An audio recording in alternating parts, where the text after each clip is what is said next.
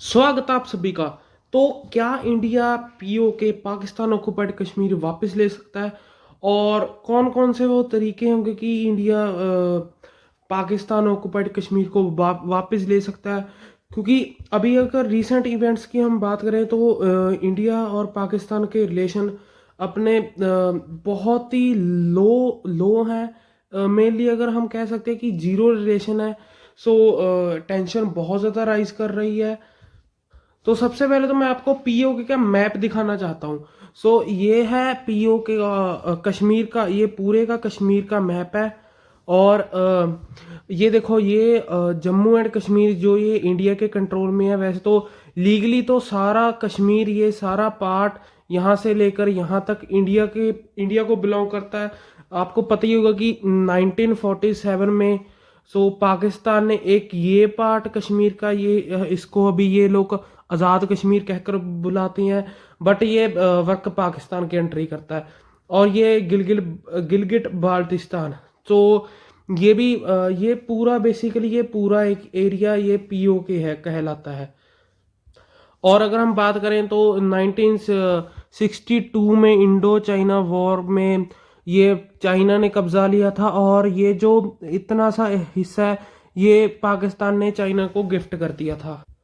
India जो ये सारा हिस्सा पीओके, इवन दो अक्साई चीन, इसको सबको इलीगली क्लेम करता है। बट हमारे साथ जो थोड़ी सी हिस्ट्री में सिचुएशन ऐसी हुई कि हमारा एरिया जो हमारे साथ के ये धोखा, इन्होंने तो बेसिकली हमारे साथ धोखा ही किया था। और इन्होंने तो आज़ादी जब हुई थी तभी पाकिस्तान ने कश्मीर कब्जा लिया था। पहले इंडिया का जो स्टांस था पीओके को लेकर वो बहुत ही ज़्यादा पोलाइट था। हम कोई वॉर नहीं करना चाहते थे। जो पीओके को लेने के लिए हमारा स्टांस डिप्लोमेटिक था, और नॉन एस्केलेटरी हम बात करते थे कि ये एरिया इंडिया को बिलोंग करता है। जो रिसेंटली पहलगाम अटैक हुआ था उसने इस सिचुएशन को एकदम पलट के रख दिया। क्योंकि उस पर आपको पता ही होगा कि न्यूज़ देखी होगी, 25 से या 26 लोग बताते हैं, 25 या 26 लोग उसमें मारे गए थे, वो भी सिविलियन थे। और उन पर ये वो प्लेस है जहां पर पहलगाम, ये पहल प्लेस है। इसको मिनी स्विट्जरलैंड भी कहते थे। जब यहाँ पर अटैक हुआ उसके बाद से ना सिचुएशन एकदम से पलट गई। आपको पता ही होगा इंडिया ने ऑपरेशन सिंदूर लॉन्च किया था। और हम पहले ना डिफेंसिव पोस्चर रखते थे, बट उससे ऑपरेशन सिंदूर के पहलगाम अटैक के बाद हमारा पोस्चर बहुत ही ज़्यादा ऑफेंसिव हो गया। ऑपरेशन सिंदूर में इंडिया ने पाकिस्तान के, आपको पता ही होगा कि हमने ना जो उनका न्यूक्लियर ब्लफ था उसको एक्सपोज कर कर रख दिया। क्योंकि हमने 11 पाकिस्तानी एयरबेस टारगेट किए थे। 11 पाकिस्तानी एयरबेस, 8 और 8 एंड 10 मई की मिलिट्री स्ट्राइक को जो हमने ब्रह्मोस गिरी थी उन पर जाकर। और एक जो इनका नूर खान, सरगोदा, सगदू एंड और भी वेरियस एयरबेस थे, बेसिकली 11 एयरबेस थे, उनको हमने टारगेट किया था। इनमें से कई एयरबेस ऐसे भी थे जहां से पाकिस्तान न्यूक्लियर मिसाइल्स को लॉन्च कर सकता है। बेसिकली एयरबेस में जो प्लेन होते हैं तो वो न्यूक्लियर बॉम्ब कैरी करने की कैपेबिलिटी रखते थे, तो उनको भी इंडिया ने हिट किया बेसिक। और इस ऑपरेशन में मैं आपको ये थोड़ा सा डाटा इसलिए बता रहा हूँ कि ताकि आप ना एक बार थोड़ा सा कनेक्ट कर पाओ वीडियो को। आपको वीडियो को मिस मत करना, पूरी वीडियो देखना, बहुत इसमें इंफॉर्मेशन दी हुई है। जैसे हमने 9 टेरर कैंप को टारगेट किया था, वो भी उसके उसके ऊपर हमने 100 के करीब बंदे मारे थे, टेररिस्ट मारे थे, बंदे तो नहीं यार, वो हैवान है, टेररिस्ट को किल किया था। ये ना पाकिस्तान को पूरी तरह से एक्सपोज कर रख देता कि इंडिया ने इस ऑपरेशन में अपनी सुपर प्रियोरिटी दिखाई थी। चाहे हम आप लगा लो एयर सुपरियोरिटी, और चाहे नेवी की ला लो। नेवी की तो खैर उनकी ना शिप्स कार्गो, जो सिविलियन कार्गो होते हैं उनके पीछे जाकर छिप गई थी। और इंडिया ने 35 वॉरशिप भेज दी थी कराची को ब्लॉक करने के लिए, बेसिकली अरेबियन सी में। और हमारा आईएनएस विक्रांत भी था वहां पर। भी हम बात करते हैं पीओके की। तो पीओके को लेने के लिए ना इंडिया के पास काफ़ी ऑप्शंस है, बट मैं आपको उनमें से ऑप्शन में से थोड़ा सा मैं आपको बता देता हूँ कि अगर हम वो ऑप्शन चूज करेंगे तो क्या क्या इंडिया पर इफेक्ट होगा, क्या क्या चीज़ें हो सकती हैं। सबसे पहला तो ऑप्शन है कि पाकिस्तान के जो पीओके के सिटीजन हैं वो अपने आप ही इंडिया में मर्ज करने की बात करने लगे। और आप कहोगे कि ऐसे वो कैसे कर रहे हैं, क्योंकि मैं आपको थोड़ा सा ना दिखाना चाहता हूँ। ये राजनाथ सिंह जी की स्टेटमेंट है, no need to capture PoK by force, it will it's people will themself want to join India. तो बता देता हूँ कि रिसेंटली पीओके में यही प्रोटेस्ट हुआ था कि हम इंडिया में मर्ज करना चाहते हैं, क्योंकि पीओके की डेवलपमेंट और अगर हम उसकी इकोनॉमिकली कंपेयर करें हमारे कश्मीर से, तो वो बहुत ही ज़्यादा बैड कंडीशन है पीओके की। आपको पता होगा कि पाकिस्तान की मिलिट्री और पाकिस्तान की गवर्नमेंट जो एस्टेब्लिशमेंट जहाँ पर जिनका रूल चलता है, मेनली वहाँ पर मिलिट्री का ही रूल चलता है। फौजी राज कहते हैं हम इंडियन में, देसी भाषा में। उन पर पीओके के लोगों को बेसिकली पाकिस्तान ना एज ए पाकिस्तानी सिटीजन नहीं ट्रीट करता है। और दूसरी चीज, इंडिया डिप्लोमेटिक प्रेशर के जरिए पीओके को मर्ज करवा सकता है इंडिया में, हम बैक ले सकते हैं हमारे, क्योंकि वो आपने अमित शाह जी की स्टेटमेंट देखी होगी कि पीओके हमारा अभिन्न अंग है इंडिया का। तो रिसेंटली जैसे डिप्लोमेटिक प्रेशर हमने पाने की कोशिश की डालने की पाकिस्तान के ऊपर, तो आपने देखा होगा कि तो डिप्लोमेटिक प्रेशर की हम बात करें तो जैसे इंडिया ने इंडस वाटर ट्रीटी अबेंस में डाल दी, जिसमें हम 80% वाटर पाकिस्तान को देते थे और 20% वाटर हम खुद लेते थे। हमने इंडिया पाकिस्तान को आइसोलेट, उस पर प्रेशर डालने के लिए और हमने सभी तरह के रिलेशन को कट कर दिया पाकिस्तान के साथ। एंड बॉर्डर्स भी हमारे सील हो चुके हैं। बहुत हम प्रेशर है पाकिस्तान के ऊपर, अभी इंडिया का बहुत ज़्यादा प्रेशर है, चाहे हमको देख ना रहा हो, बट पाकिस्तान की कंडीशन ना बहुत ही ज़्यादा ख़राब है। और एक बात हम ये भी कर सकते हैं कि अगर पाकिस्तान अपने आप ही उसकी इंटरनल कमजोरियों के वजह से ही, उसकी गंदी राजनीति की वजह से अगर टूट जाए, तो ये इंडिया के लिए विन विन सिचुएशन होगी। ना तो हमें वॉर लड़नी पड़ेगी, ना कुछ डिप्लोमेटिक प्रेशर डालना पड़ेगा और रिलेशन ख़राब करने पड़ेंगे।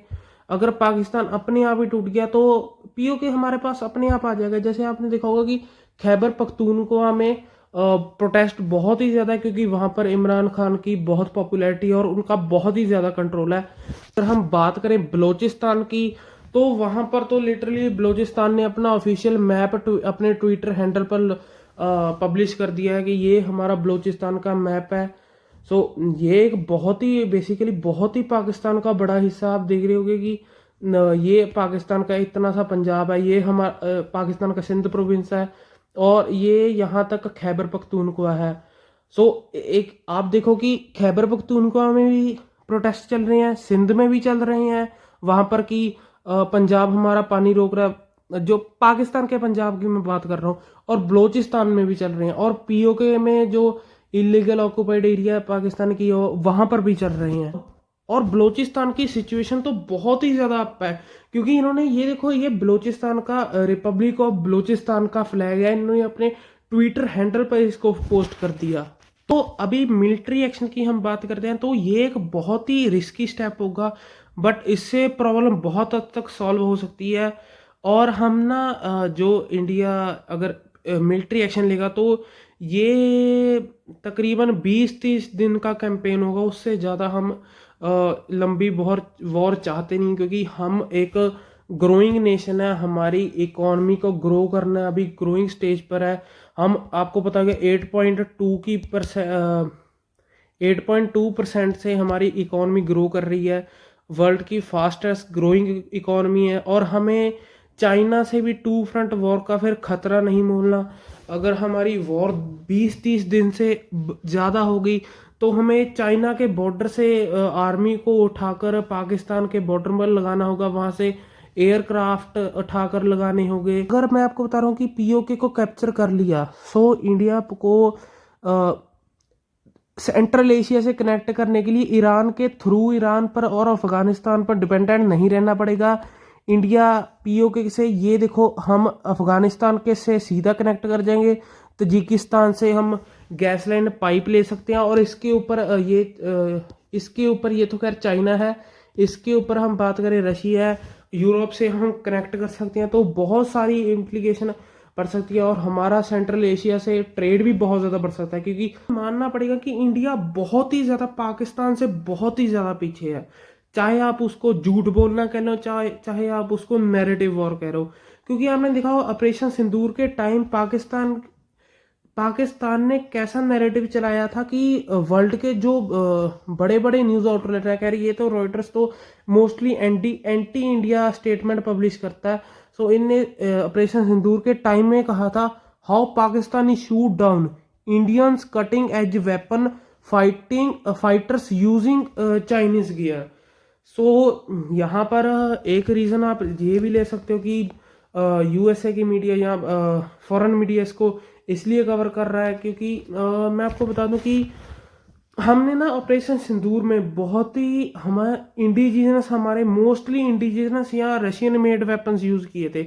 चाहे आप ले लो आकाश सिस्टम, चाहे सुकोई 30 MKI, छोटे मोटे वेपन हमने जैसे कैलिबर यूज़ किए थे यूएसए के, और छोटे मोटे और वेपन थे यूएसए के, जैसे फॉरेन कंट्री के ऐसे तो वेपन थे, जैसे राफेल हो गया और स्कैल्प मिसाइल होगी।